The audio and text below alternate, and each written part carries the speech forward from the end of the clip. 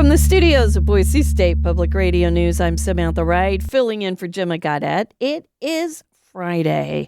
Time for our Reporter Roundtable, when we get you up to date on all the news that made headlines this week. And our wonderful panel today includes Mia Maldonado, state politics reporter at the Idaho Capital Sun, Emma Epperly with Idaho Education News, and Drew Dotson, reporter and editor for the Valley Lookout. Hi, everybody. Happy Friday to you. Happy Friday. Hello. Yay. Okay, let's dive right in. And Drew, you are number one on my list. There's been a lot going on in the state this week, a lot in the legislature. But let's talk about U.S. Highway 95. It closed down this week. This is after a landslide that took off a chunk of a very steep part of the roadway. First, give us the background. When did the slide happen, and where is it exactly? What parts of the road are closed? Sure. So yeah, this happened on March 16th. It kind of came at a time when temperatures were warming up, and there was a lot of rain at the lower elevations that weekend, and then certainly snow up here in the Long Valley, McCall area. But things kind of just thawed out, and the ground loosened up, and along a steep bank there with the Weezer River below, which was no doubt high at the time, it just gave way. The bank just slid. It's not entirely unusual for this time of year. It seems like every year or 2 years, or it happens. But to happen with this sort of impact and for this extended of a closure, that is a little unusual. And the exact location of this it's between Council and New Meadows, almost dead halfway between each. So if you don't know, Council is in a lot of ways a bedroom community for people who work in New Meadows, for people who work in McCall, and for even as far away as Cascade. Wow. And I want to just say, I was reading your one of your stories. You have several on this. And I'd seen a few pictures here and there of the slide from the road. And it's, it doesn't look like a massive landslide from just the roadway. But you've got this aerial shot that I think ITD put out. And you can see, basically, it's this winding road as it is. And then this giant drop off. And part of the road is just gone down the drop off into nothing. It's really kind of spectacular. Wow. Okay. You mentioned where it is, and there is a detour technically, but can you describe just how, I don't have another word for it, hellacious this detour is? It's like 5 hours or something. What is the detour? That's right. It's in a word, it's impractical. That's what the detour is. But it's essentially if you lived in Council and you worked in New Meadows or McCall, the only way you could physically drive to work would be to go down to Payette on 95, over on 52 through Emmett to Horseshoe Bend, link up with Idaho 55, and then drive north until McCall or New Meadows, wherever it is that you're headed. Around 5 hours, maybe 4.5 if you get lucky, maybe some spirited driving. But on a daily commute basis, it's not practical. It's not a realistic option. And that's 5 hours when normally you would just jet down 95 to where you want to go. Right. You're talking about basically, if you're commuting to McCall from Council, it's something like 40 miles. Going the long way around, you're talking about 200 plus. Ouch. Okay, you spoke to a lot of people who are being affected by closing the road. People and businesses. You talked to the Tamarack sawmill.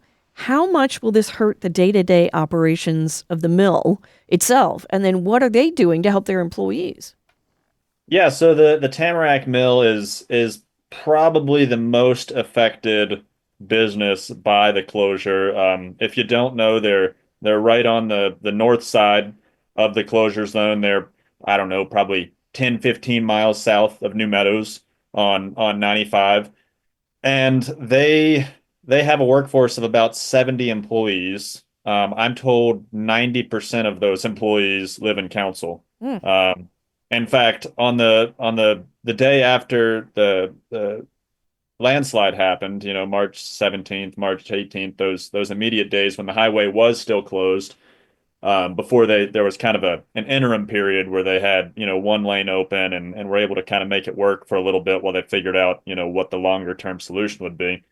But in that initial closure, it was something like three people showed up to work at the mill during those days. Kind of gives you a sense of just how reliant their operations are on people who live in council. Um, so during the closure, they've gotten creative, like every other business and agency has had to in the wake of this. A lot of their employees have simply pulled their camp trailers up to the sawmill site itself and set up shop. And they'll just live on site for 4 or 5 days a week during their shifts, and then they'll go home on the weekends or their days off or whatever, going the long way around. Or there is one other potential option. I'll get to that in a minute. Uh, the mill has also rented motel rooms in New Meadows, so that's another option. Hmm. But essentially, as far as at the sawmill itself, it's business as usual. They're still running two shifts. Most of those 70 employees have found a way to keep coming to work. The one aspect of their operation that really is impacted greatly is hauling and distribution. Normally they'd take two or sometimes even three truckloads a day down to their distribution facility in Meridian, by way of 95. Having to go the long way around on 55, it's not possible. They can do one a day. That's it. Wow. Oh my gosh. And the mill is not alone. You've got other businesses that are being affected, along with some essential services. Tell us about how law enforcement and then St. Luke's are working around the closure. How are they dealing with that? Sure. And so that kind of brings me to what I was alluding to a minute ago, where if there is a kind of unique workaround for this. So the Weezer River Trail, which is a walking trail, hiking trail, bicycle path that parallels 95, a stretch of that has been cleared. ITD plowed it cleared it of snow and established parking areas on either side of the closure. And so that is if you will, the direct detour, is, to park and walk to the other side. So for the Adams County Sheriff's Office, that's exactly what they're doing. They don't have a deputy that's based in the New Meadows area in the northern part of the county. And so they've staged a patrol car at the north side of the closure. And if they get a call in that portion of the county, they'll drive up to the south side of the closure. The deputy will get out, walk the trail, get to the other patrol car, and then go about responding to whatever call for service it is. Now, obviously, there's a little bit of a time delay associated with that, and so Idaho State Police is helping out as well to have more immediate response. So that's part of the equation there. But needless to say, there's some creativity involved. Um, it's the same deal with St. Luke's McCall. They have, I believe it's 16 employees who live in council or on the south side of the closure anyway. And most, if not all of those are continuing to work, as St. Luke's is putting them up in either employee housing in the McCall area or in motel rooms similar to what the mill was doing. Um, I think one of the more interesting impacts is the New Meadows transfer site. They typically haul their trash down to the Goodrich landfill in the council area a couple times a week. In the absence of 95 being open, they've had to kind of pivot and just start collecting as many of these large dumpster bins as possible to keep the transfer site open. At this point, they are not going the long way around to empty these bins, and so they're just collecting. And at the point that there are no more bins, I'm told they'll have to shut down. They'll have to close shop. Now, the Adams County Commissioners are meeting about this on Monday, to discuss, if it's worth going the long way around. or how to basically keep the show going. But at this point, it could close at some point while the highway is closed. And then the final point on this, I could go on for days, so I I apologize. know. Um, the New Meadows Public Works director or water operator, he lives in council, and at this point in time, he is driving his car to the southern closure, riding his bicycle on the trail to the northern end, and then catching a ride to work in New Meadows. And this is just what his daily commute is now. So if that doesn't give kind of a sense of the unique situation we're dealing with here, I don't know what does. It sounds like a very Idaho solution to the problem. Right. Okay, so we're coming to the end of the first week of the road being closed. What are you hearing from folks right now? Obviously, this is not a happy situation, although they're doing their best, all the way around. It's not easy. No, it's not. And I think by and large, everybody's just making do. I've talked with families who, one family I spoke with, the entire immediate family works in McCall, and so they just teamed up and rented an Airbnb, and that's how they're making do for the month. Obviously there's the motel rooms, that approach. Some people are taking the bicycle approach. I've seen locals here in McCall have offered up RV space. So as typically happens in small towns and in communities when these sorts of obstacles hit, people band together and they're getting through it. They're making it work. So, do we know when the road might reopen? And I ask this because, especially after seeing that aerial photo I talked about, it the road, that's just, there's nowhere to go. I mean, that part of the road is gone. So I guess you have to go into the mountain to make more road space. Do we know when it's supposed to open back up? Yeah, yeah. So it looks like it'll be probably, end of April, early May. The plan is to excavate down about 10 feet or so across, I don't know, I think it's like 200 feet of roadway, and then build in a retaining wall, so that it won't slide again. And interestingly enough, if I was out there on the site a week or so ago taking photos, and where the road slid is exactly where an existing retaining wall ended. So this concept is not novel. It's just whatever it was, that section of roadway was built for whatever reason. The retaining wall was cut at this certain point, and it probably should have been carried a little further. Oh, wow. Oh, my gosh. Okay, well, Drew, it's a great story. Folks need to check it out. Check out the pictures. Pretty incredible. Thanks for all your reporting. Mia, you've got a story out today. I'm just going to read straight from it to get us started, and here it goes. On Wednesday, the Idaho Humanities Council, alongside all other state humanities councils across the country, received a letter notifying it that its federal funding was canceled effective immediately.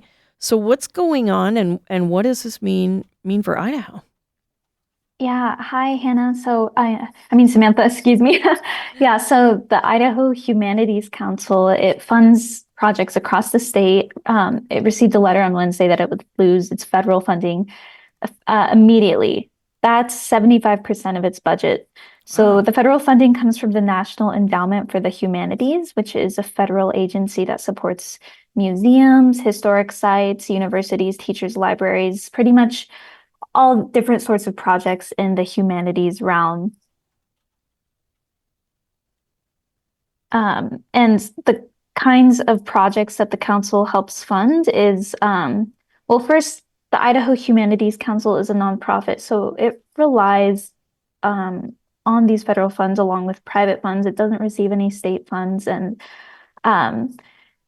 this could put, Idaho is a rural state. There's different cities across Idaho that, don't always have access to programs about the arts and literature and history. And so the Idaho Humanities Council plays a large role in bridging that gap. And so losing access to those federal funds would definitely um, make those projects and exhibits less accessible to rural areas. Oh, absolutely. Oh, you talked to one professor who got a letter yesterday, I think, canceling her funding. Tell us about her project. Yeah, so I spoke to Rachel Miller. She is a history professor at the College of Idaho.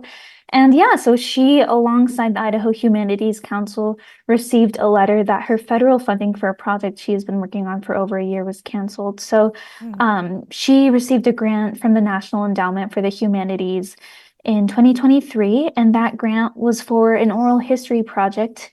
And what it was with the help of her students, she was going to capture the voices of different Idahoans who have lived in the Treasure Valley, so in Southwest Idaho, for a long time and who have witnessed this area kind of transform from being a rural area that had a bunch of farmland to this place of rapid growth and development. And so that's something that she has been working on for over a year. And while she's used most of the funds already, she received $25,000 originally from this federal grant.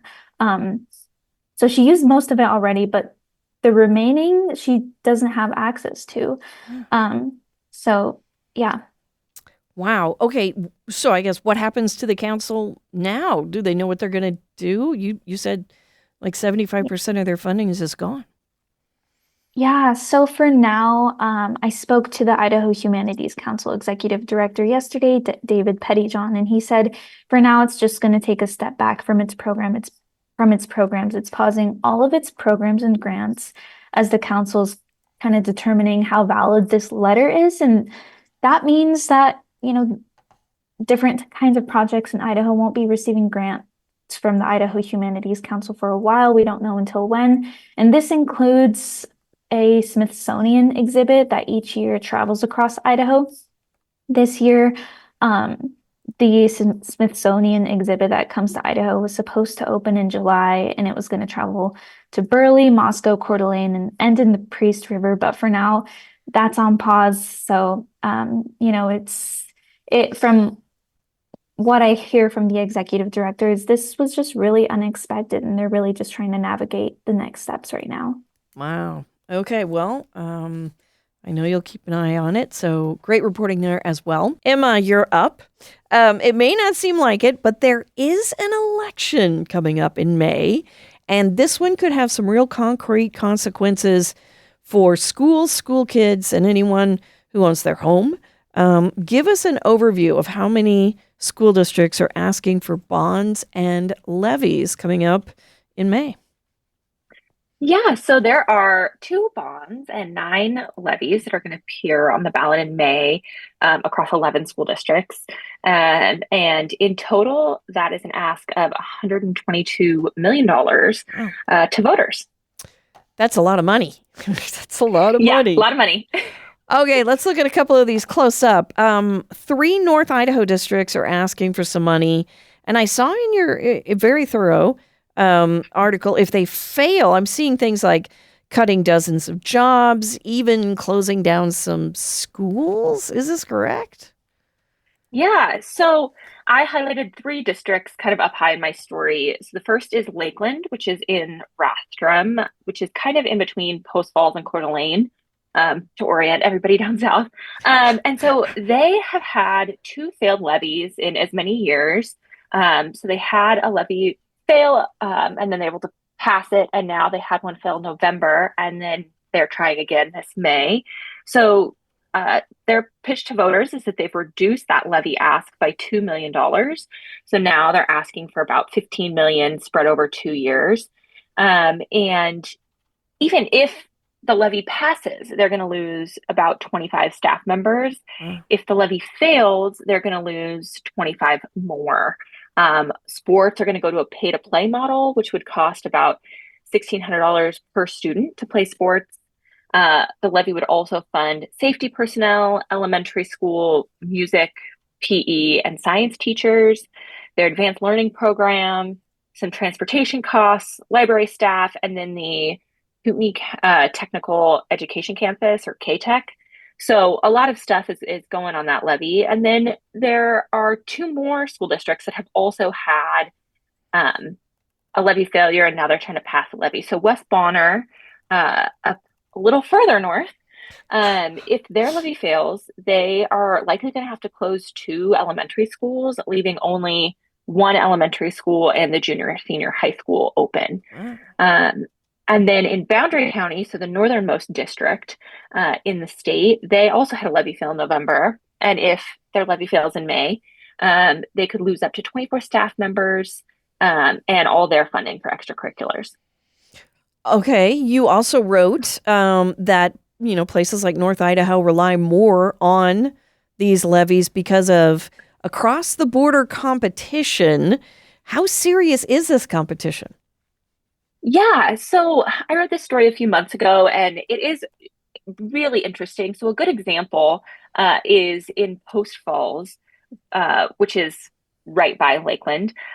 They didn't have a levy failure. They're asking for a replacement levy, so the same amount that they have currently on the books, which is just under $12 million split over 2 years. But a teacher in Post Falls could drive about 13 miles away to Central Valley School District, which is in Washington. And at the bottom of the pay scale, a teacher in Washington at this specific school district would make just over $52,000 a year. But in Post Falls, that same teacher would make $46,000. Oh. And that difference grows with the pay scale. So at the top of the pay scale in Post Falls, a teacher would make about $79,000 a year. And in Central Valley, they would make $118,000. Wow. That's a lot of money. So big differences. Yeah. And there are other factors too, like school districts in North Idaho often have to travel farther for sports or extracurricular competitions to come down south. And so those costs often aren't reimbursed by the state. So that costs more money. Just the cost of living can often be a bit more expensive in the North Idaho area. And those districts have to bus their children farther per day. So these school districts often are larger by landmass. So there are other reasons, not just the pay difference in Washington, that cause these North Idaho districts to rely more heavily on levies. Gotcha. Okay, Let's head down south a little bit. Middleton School District is also needing some money. This time it's growth. Mm-hmm. Is that a common theme this cycle? Are we seeing a lot of schools that need to expand? Yeah, so there's 2 bonds this cycle, and Middleton is asking for just under $20 million to build a new elementary school. And they've had just really significant overcrowding at their elementary schools. So 2 of their 3 elementary schools are over capacity, and then their 3rd elementary school is 90% full. And the superintendent, Mark Gee, said, we just need to catch up. That's what this bond is all about. And so they have struggled to pass a bond in recent years. Many school districts are really struggling to pass bonds right now. And so they reworked their bond ask from a few years ago. They asked for almost $60 million back in 2022, and that did not pass. And so they are using some state funds. They're changing their plan for growth, and we're able to get that ask down. So the actual cost of this new elementary school is about $28 million, but they're going to use $8 million in facilities funds to offset that ask and hope that it passes this time. The new school is going to have a pretty big capacity, so 600 to 700 students, which is it's kind of what they have at some of their elementary schools, but they're just not, those schools aren't built for that many students. And this new school would really be prepared to have, about 700 students there. So, yeah. Okay, there's actually a very big technical difference between a bond and a levy. We've talked about those before on the show. Honestly, my eyes kind of glaze over a little bit. But for most of us, the biggest difference is that bonds need a 2/3 majority to pass. Levies usually only need 50%.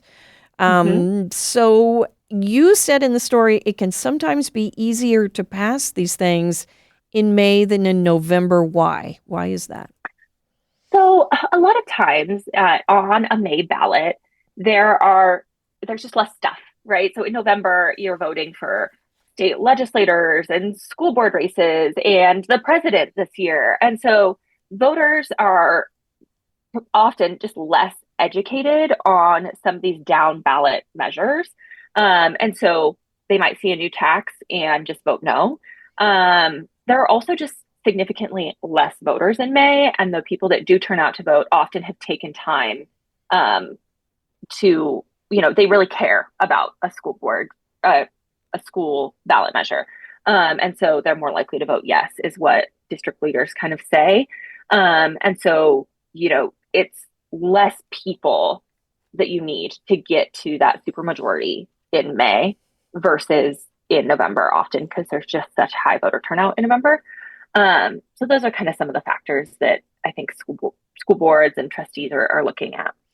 Well, you've got a very comprehensive list in your story. We're going to link to it of all the bonds and levies that are up. When is Election Day in May this year? So it's May 20th. And like you said, our story is comprehensive list. So it's everything in the state, but we have written about most of these ballot measures individually as well. And those stories with even more specifics are linked in this big story. So if your district has a ballot measure, you can go to those links and learn even more. That's great. I love that. Let's jump to Mia again. There's a bill that passed the legislature that would block unauthorized immigrants from public services in Idaho. Tell me about this bill and what services are we talking about? Right. Yeah, Samantha. So, yeah, pretty much what you said. It's meant to block those immigrants from accessing welfare benefits. So, to receive welfare benefits in Idaho, state agencies are largely required to verify somebody's immigration status. But there are exceptions for services like, of course, emergency health care, vaccines, communicable disease testing and treatment, and food assistance for dependent children. So House Bill 135 removes some of those exceptions. So now state agencies will have to verify someone's immigration status for access to vaccine assistance, communicable disease testing, food assistance, and prenatal and postnatal care. Gotcha. Do we know why some of the Republicans who sponsored this bill wanted this bill? Is it to save money, taxpayer money? Yeah, I think this is, of course, a part of a bigger movement across the country to address immigration concerns. And this bill was brought up last year by the sponsor, Representative Jordan Redmond, a Republican from Coeur d'Alene. But last year, the committee held it. It died early in the committee process because both Republicans and Democrats said like this would hurt mothers and their children who are seeking, those vaccines, prenatal care, and food assistance. But this year, those concerns were outweighed by the support. Supporters said that, it's a disservice to people who are in the US with proper authorizations to allow unauthorized immigrants access to these services. And one quote that really stands out to me is a quote from Representative Lucas Kaler, a Caldwell Republican, who said he told the House floor whenever the House voted to pass this bill that, he said, I would like to remind everybody that the US government is not a charitable organization and tax dollars are not charitable donations. So I think that's kind of the sentiment that the legislature had this year. So what did opponents of the bill say? I think one of them said it was a cruel bill. Yeah, so Democrats, of course, were in opposition to this bill. So yeah, a lot of their logic was that this bill is cruel. It targets, undocumented mothers and their children from getting access to that necessary health care and food assistance. And one Democrat, Senator Ron Taylor from Haley, whenever the Senate voted to move this bill forward, he brought the religious logic that Republicans often use. And he asked his fellow senators, what would Jesus do? And he said he's voting against this. I do want to point out that a Republican senator from McCammon, Senator Jim Guthrie, he said that he's told the Senate floor that the bill conflicts with Idaho's pro-life stance. And, this denies prenatal care for pregnant women simply because of their immigration status. And he said he believes that that's wrong. That's not in line with Idaho's pro-life values. But despite that, the Senate passed it this week. And so it's passed through the whole legislature now? Is that right? So it passed the legislature, correct. And as of yesterday morning, the governor signed it into law. So that means this bill is taking effect July 1st. Wow. Okay. Again, good reporting. Thank you. Drew, the company trying to mine for gold and silver east of McCall and Cascade is facing a lawsuit.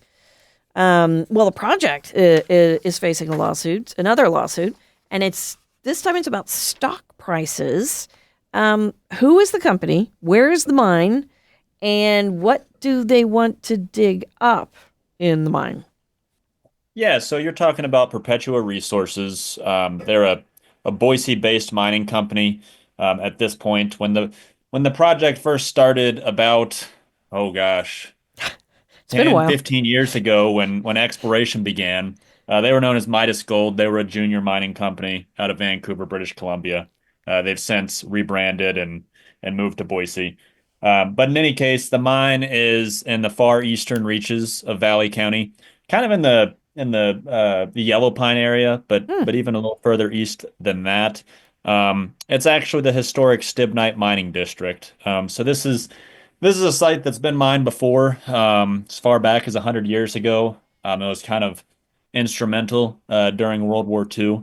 And there is a lot of existing mining damage up there that essentially what Perpetua would like to do is go back in, open it up, get some more gold, silver, and antimony out of 3 open pit mines. Um, and then they say leave it better than it is today. Now, the in recent years, this has been framed as an antimony mine by Perpetua. Um, and something like 2018 or 2019, maybe 2020, the federal government put antimony on a critical minerals list. And so since then, Perpetua has really pushed that angle. Antimony is used in munitions and batteries and all kinds of, you'd be amazed at all the different uses for it. It's essentially a flame retardant. Um, but don't get it twisted. This is a gold mine. This is where the overwhelming majority of the value of the precious metals is. It's in the gold. There's something like 4.2 million ounces, I Oh, believe, in the company's probable mineral reserves. So they're looking at a multi-billion-dollar mining project up there. well, I was thinking on the way into work, trying to figure out what the price of an ounce of gold was. So, wow, that's a lot. Tell me about the new lawsuit. What is this all about? So this new lawsuit was actually filed on behalf of Perpetua investors. It's a class action suit, and we don't know exactly how many investors are involved in this suit. I think the lawyers are um, still isolating that, figuring out just how many people will be a part of the lawsuit, but they estimate hundreds or thousands. And essentially, it alleges that Perpetua was hiding financial information related to the project. In other words, increased costs that only came to light here in February, but that the net effect of Perpetua withholding this information was an inflated stock price that the parties of this lawsuit then, paid inflated prices essentially. And you talk in the story about this estimated cost of the mine, and it shot up in this latest financial update you're talking about. How much money are we talking about now that it's looking like it's going to cost? Yeah, so back in 2020, Perpetua did a feasibility study, and in that it was estimated that developing the mine would cost something around, $1.3 billion.